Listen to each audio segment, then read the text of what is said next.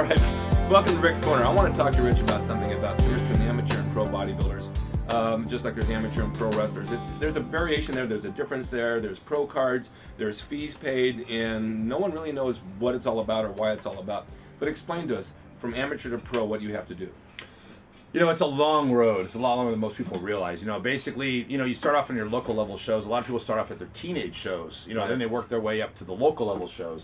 Once you win a local level, then you go up to your national level, basically qualifying shows. So you're basically trying to qualify for a national show. Right. Once you win that, then you go to the national level. And a lot of people will hit the junior national level, which is like Junior USA, Junior Nationals. Then from there, they'll go to the national level. Okay. National level is where you turn pro. We basically have 3 pro qualifiers. We have the USA, the Nationals, and the North Americans. Okay. And that's where it takes. Some people spend 5 to 10 years trying to turn pro, just on the national level, not including all the stuff they did up to that point. Right. So it's a very long road, and most of the people trying to turn pro don't ever turn pro. It's a very long, hard road, just like wrestling. Yeah. How many guys we know have actually went to Connecticut, stayed in the WWE training camp for a year, and Right. then kicked out. 1 out of 5,000. Yeah, it's crazy. The road's very hard, very long, and the worst thing about it is that when you finally do turn pro, the reality hits, and you realize that there's not, you assume that you're going to get an endorsement contract. Money's going to be coming at you. You're going to get paid to work out, Yeah. and all your work is over. Now your life is easy, Right. and it's not that way. Well, you're right. Now, an endorsement contract, let's just say you make a name in bodybuilding, you make a name in wrestling. I have a name here in Rick's Corner, and getting sponsors to stand behind you and endorse things don't always want to give you money. They want to give you product. Exactly. And there's only so much product you can take and use, and the product you can't give to the Department of Water Power and say, here's my bill. The phone company, here, take a can of protein and I'll pay my phone bill. You got to have money, and a Yeah. lot of people don't put out money for this. So when you turn pro, doesn't necessarily mean you're going to make any money at it. Yeah, it's sad, but a lot of the contracts out there are not what people think they are. Right. And a lot of people that have the contracts, they don't go around telling people what it is because it's embarrassing that you're not making what you think you should be making. Right. You're not going to brag about only getting supplements. Exactly. So, yeah. So a lot of people, believe that a lot of people are making more money than they are. Well, you're a professional bodybuilder, meaning that you would think that a professional means that you're paying your bills by what you make. And it's the same in the professional wrestling. When I was wrestling, I had to have a license. Which is basically a pro card, which is through the athletic commission to a licensed promoter, and he paid me for what I did. Now, today's wrestlers don't have licenses, so when they say they're a professional wrestler, really they're not. They're a wrestler in training, working for free for matches, hoping that someday someone will see them and pay them for it. Yeah. And it's the same thing with bodybuilding. I mean, how many bodybuilders do we know that really made money, other than Arnold and a few of the guys, right? Yeah, I mean, basically, I would say the top 10 in the world are making decent money. The top 5 are making really good money. Okay. The top 5 are making, millions a year. Out of what? Out of millions of bodybuilders. I don't mean that. Professional. I mean how? By doing exhibitions, flying around, doing seminars, that type of thing? Yeah, I mean, the sponsorships for the top 5 are good. Right? They just, this year actually was the first sponsorship someone's making over $1 million a year. That's a lot of sponsored money. by a company. Yeah. And so that, that is huge. Well, now that company is paying them, you're saying? Paying this one specific person over $1 million a year. That company has to make back about 4 times that in order to pay them, right? Yeah, you would think so. Yeah, you have, yeah. I mean, you got to. They got to. You hope so. They're not going to give you $1 million and only make $500,000 that year. So it's got to be somebody good who's got their faith in you that you can bring people to the table to buy from the company. That's how this works. Yeah. Okay, so when you came in, and I talked to you about something else. In order to make money in bodybuilding, and if you're not competing or if you're not endorsing something, there's other ways to do it. And you did compete, but you found a way to promote yourself through social media and your look and what your products are to make a good living at what you do, because you, as Rich Piana, are a unique person. Thank you. And I mean that as an extremely high compliment. Thank you.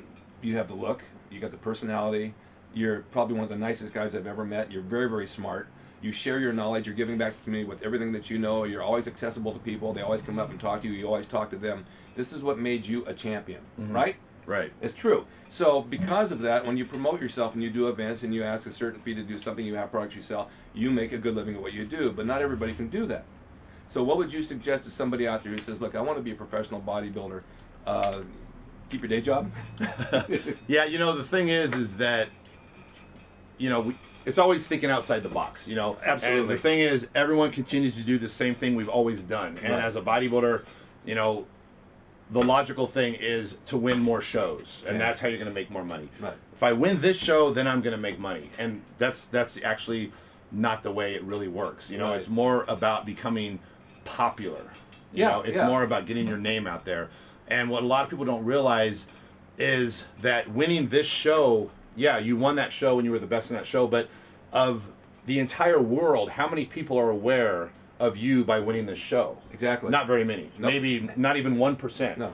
I can You count them know? on one hand, and this one's a midget. Exactly. So you're popular in this little small Right. pond, Right. but you know the goal should be popular in the ocean.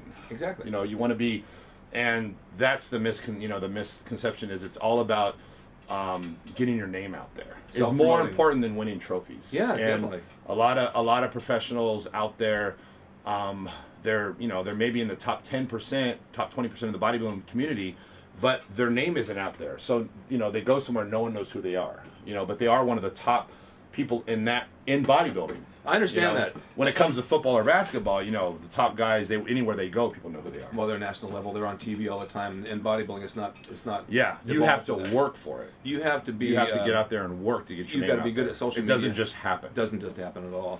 And then and to follow that up, you got to have the personality, the charisma that people want to gravitate towards you and say, "Gee, I just really want to meet that guy." Mm-hmm. I have so many people who write to me from this show and say, "God, I want to meet Rich Piana. I want to meet Rich Piana."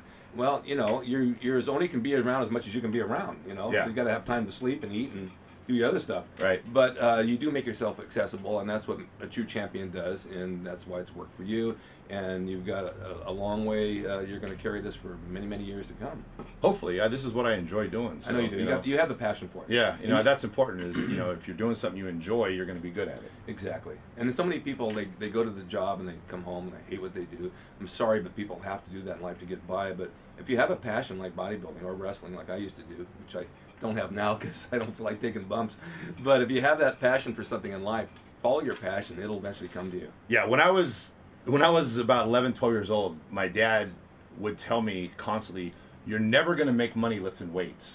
This is not going to do anything for you. You're never going to make money lifting weights." We all heard that. And the funny thing is that, you know, in my late teenage years, I started doing TV stuff, as you know, with you. Right, so I started making a lot of money off of my body because that's why I was booking things, because of the muscles I had. Exactly. You know, so and then I got into this, and and it's funny because all along my life, I made money because of my muscles.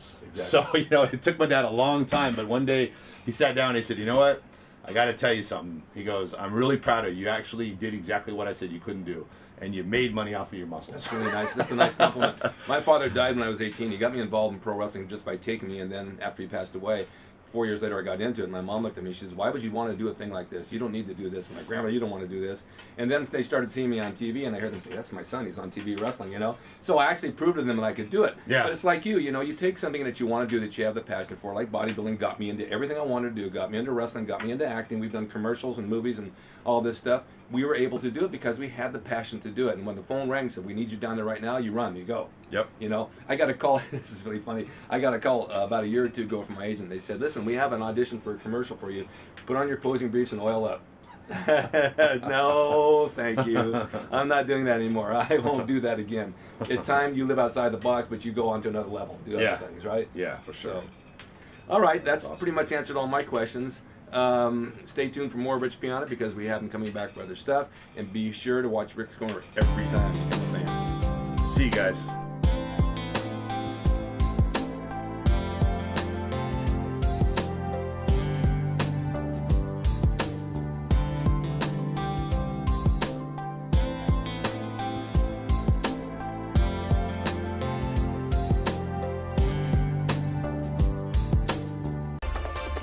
It's rickdrasin.com. He is the equalizer, baby. See you next time.